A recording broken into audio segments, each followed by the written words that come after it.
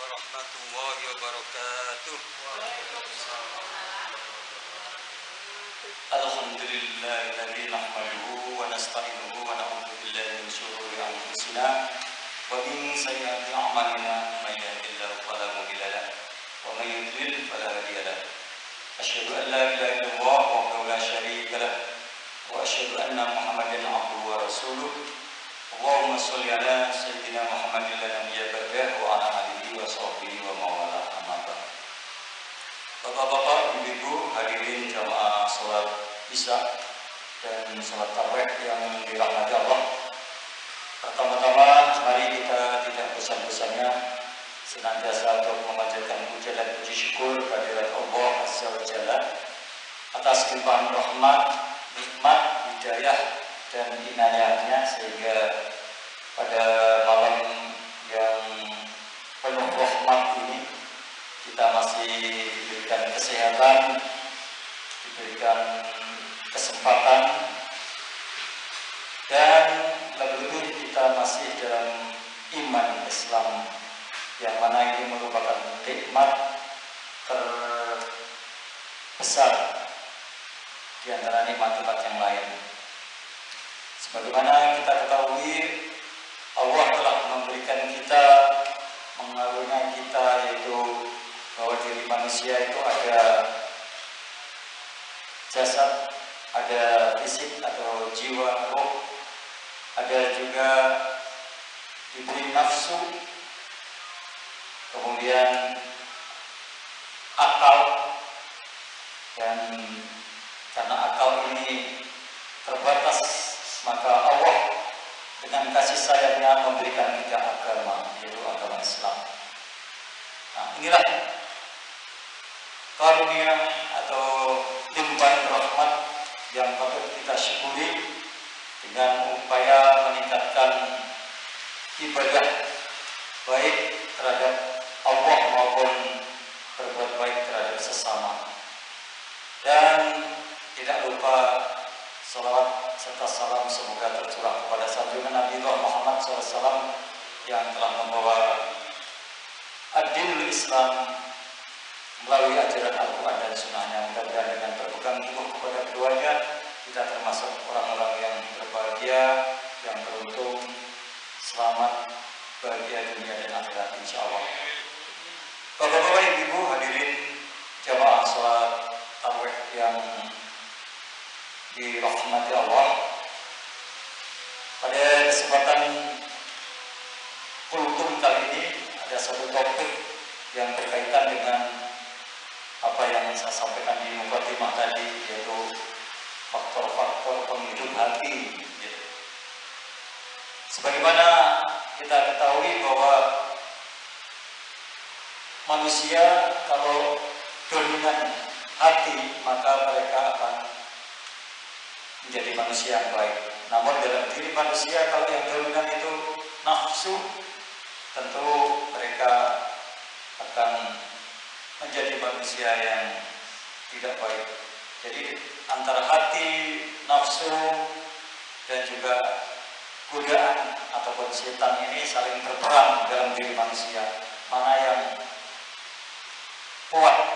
Nah, sehingga ini menentukan karakter manusia. Ditambah dengan agama, pengetahuan agama yang beliau milikinya. Kaitan dengan hati, maka kita tidak lepas dari kata zikir. Nah, zikir ini adalah mengingat Allah dengan lisan dan perbuatan. Nah, zikir inilah yang menghidupkan hati. Jadi faktor penghidup hati. Jika hati kita ini lemah, maka tentu mudah goyah bila kita lepas dari Allah Subhanahu wa Ta'ala. Kecuali bila kita selalu mengingat Allah melalui zikir kepada Allah. Nah, zikir ini adalah salah satu perintah Allah Subhanahu wa Ta'ala yang penting. Jadi Allah memberikan pujian kepada hamba-hambanya yang selalu berzikir kepadanya sepanjang waktu. Dalam firman-Nya dalam Quran surat Al-Imran ayat 191. Di sana dikatakan a'udzubillahi minasyaitonir rajim.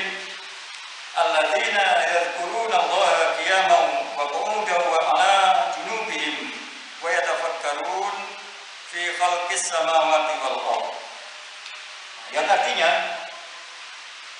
yaitu orang-orang yang mengingat Allah sambil berdiri atau duduk atau dalam keadaan berbaring, dan mereka memikirkan tentang penciptaan langit dan bumi. Nah, juga hadis Bukhari Muslim yang meriwayatkan dari Aisyah radhiyallahu anha bahwa ia berkata, Rasulullah SAW selalu berzikir kepada Allah sepanjang waktu. Nah, ini adalah karakteristik ibadur Rahman yang dipilih dan diberikan petunjuk oleh Allah. Nah, mungkin berbeda dengan orang-orang munafik yang dijelaskan Allah dalam firman-Nya, A'udzubillahi minasyaitonir rajim, wa la yadhkuruna Allaha illa qalila. Dan tidaklah mereka menyebut Allah kecuali sedikit sekali. Nah, inilah beda antara orang munafik dan Rasul atau kita sebagai orang yang beriman dalam berzikir kepada Allah. Jadi Nabi satu hari mungkin tidak lepas dari zikir, di mana saja, di kapan saja selalu ingat Allah. Hadirin jemaah sholat tarawih yang dirahmati Allah, zikir ini adalah kehidupan hati dan faktor yang dapat menghidupkan hati manusia. Bahkan zikir ini juga merupakan salah satu faktor yang dapat menghidupkan rumah seseorang hamba.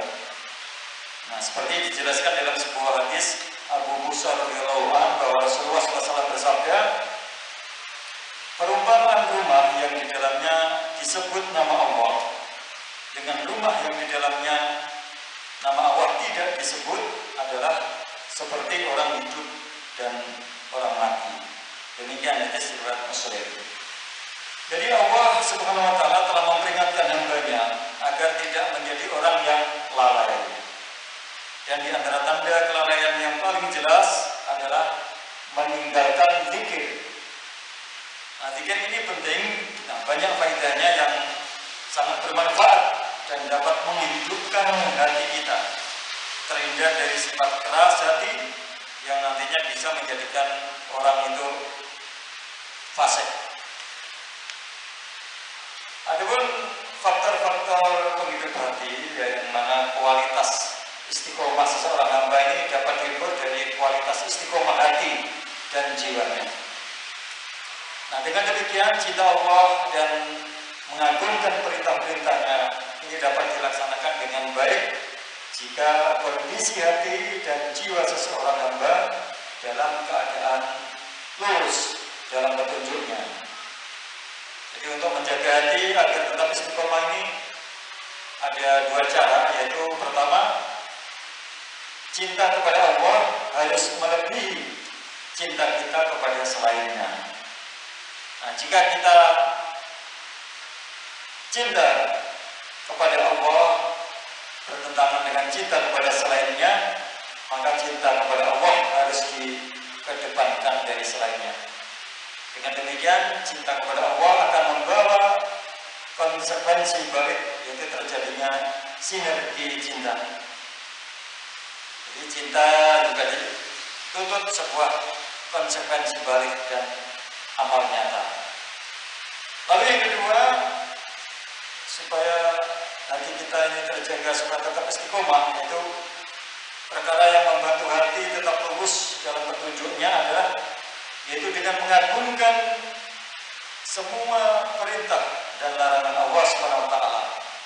Karena pada hakikatnya Allah ini sangat mencela orang-orang yang tidak mengagungkan perintah dan larangannya. Sebagaimana Allah berfirman dalam Quran surat Nuh ayat 13, yang artinya, mengapa kalian ini tidak mengagungkan Allah sebagaimana mestinya adalah bahwa kalian ini tidak takut akan dahsyatnya siksaan Allah dan balasannya. Nah, Nah, seseorang terkadang melakukan suatu perintah hanya karena mencari ridho manusia atau mengharapkan kedudukan atau pangkat, atau bisa dikatakan riya. Ya, misalnya seorang mengerjakan sholat atau haji agar mendapatkan kedudukan di mata manusia, bukan mencari ridho Allah SWT, atau takut akan siksanya, atau menghindari suatu larangan ini karena takut akan dikucilkan. Nah, meninggalkan larangan bukan tumbuh karena mengagungkan perintah dan larangan Allah yang memerintah dan yang melarang. Jadi orang mengerjakan sholat tanpa khusyuk dan menghadirkan jiwa sepenuhnya, ini ibaratnya mayat yang tidak ada rohnya lagi. Karena orang tidak, karena itu Allah tidak menerima sholatnya itu. Nah, ibadah seseorang ini bergantung pada niat yang tersimpan dalam hati. Seseorang dari keikhlasan, dari keimanan dan kecintaannya, ini hanya amal yang sempurna yang akan dapat menghapus dosa-dosa secara sempurna dan akan mampu menutupi hal-hal yang kurang sempurna. Hadirin jamaah sholat tarawih yang dirahmati Allah, perkataan Rasulullah SAW bahwa Allah memerintahkan kalian agar mengingatnya, karena sesungguhnya perumpamaan orang yang mengingat Allah ini bagaikan orang yang lari dari kejaran musuh sehingga ia sampai sebuah benteng dan ia berlindung untuk menyelamatkan jiwanya. Nah, begitu juga seorang hamba tidak akan selamat dari godaan kecuali dengan zikir kepada Allah. Nah, jika seorang hamba itu lalai, setan akan langsung menerjang dan menerkamnya. Namun jika ia ingat kepada Allah atau zikir, musuh Allah ini akan lari terbirit-birit dan merasa terhina, sehingga terkadang berubah bentuk seperti hewannya. Maka itu ia dinamai dengan bisikan dalam hati manusia. Nah, jika seorang hamba mengingat Allah, setan akan lari atau berhenti mengganggu kita atau terkunci. Sebagaimana Ibnu Abbas radhiyallahu anhu berkata, yang artinya sesungguhnya setan itu bertengger dalam hati anak Adam. Jika ia lalai dan terlupa dari mengingat Allah, maka setan ini akan menggodanya. Namun jika ia mengingat Allah, setan akan lari terbirit-birit. Jamaah sholat tarawih yang dimuliakan Allah, kewajiban berzikir kepada Allah ini sebagaimana Abu Hurairah radhiyallahu anhu berkata bahwa Rasulullah SAW bersabda, tidaklah suatu kaum yang berdiri dari suatu majlis yang di dalamnya tidak mengingat Allah kecuali mereka berdiri seperti bangkai himar dan mereka telah merugi.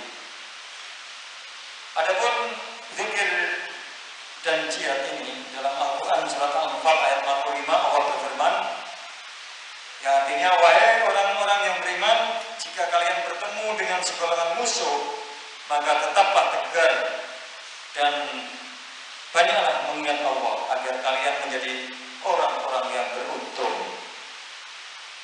Nah, di sini Allah memerintahkan orang yang beriman ini untuk memperbanyak mengingat Allah dan berjihad di jalan Allah tentunya, agar menjadi orang-orang yang benar-benar beruntung. Jadi jangan hanya berzikir tapi tidak berjihad, atau sebaliknya berjihad niatnya tapi bukan karena Allah. Nah, yang penting di sini ada hatinya berzikir dan juga berjihad karena mencari ridha Allah SWT, bukan karena yang lain. Hadirin jamaah sholat isya dan sholat tarawih yang dirahmati Allah, sebab hati ini berkarat, yaitu bahwa hati itu berkarat sebagaimana tembaga, perak dan lain-lain. Nah, untuk menghindari supaya tidak berkarat, yaitu dengan berzikir. Karena zikir dapat membersihkan karat tersebut hingga seperti cermin yang bersih dan putih. Nah, jika dibiarkan begitu saja, hati akan berkarat. Namun jika hati diajak zikir, ia akan selamat darinya. Nah, berkaratnya hati ini karena dua sebab, yaitu karena lalai dan karena dosa. Nah, selamatnya hati juga ada dua perkara, yaitu istighfar dan zikir. Nah, barang siapa yang sebagian besar waktunya dipenuhi dengan kelalaian, maka karat itu akan menumpuk dalam hatinya. Jika hati sudah berkarat, informasi kebenaran yang dia terima tidak akan pernah jelas. Jadi tidak jelas benar atau salah. Yang batil akan kelihatan atau nampak sebagai sesuatu kebenaran, sedangkan yang benar akan kelihatan sebagai suatu kebatilan. Jadi semua itu disebabkan karena kelalaian dan mengikuti hawa nafsu. Karena dua hal itu pada hakikatnya mematikan cahaya hati, atau hati ini sulit ditebus sinar kebenaran dan tentunya akan membutakannya. Sebagai penutup, maka Allah berfirman dalam Quran Surah Al-Kahfi ayat 28 yang artinya, janganlah mengikuti orang-orang yang lalai hatinya dari mengingat Allah serta mengikuti hawa nafsunya, dan adalah keadaannya itu melewati batas. Demikian hadirin jamaah sholat tarawih yang dimuliakan Allah, semoga kita termasuk orang-orang yang hati kita hidup karena kita beri makan dengan zikir, dengan istighfar, dan tentunya semakin kokoh keimanan kita, maka kita akan tidak tergoyahkan oleh godaan-godaan ataupun hawa nafsu sehingga terperosok ke dalam kesengsaraan ataupun kematian hati kita. Demikian, apabila ada benarnya itu datang dari Allah, apabila ada kekurangan, kesalahan ataupun tutur kata yang kurang berkenan dari para bapak ibu semuanya, mohon maaf yang sebenar-benarnya. Bila ini bisa dilihat, Wassalamualaikum warahmatullahi wabarakatuh.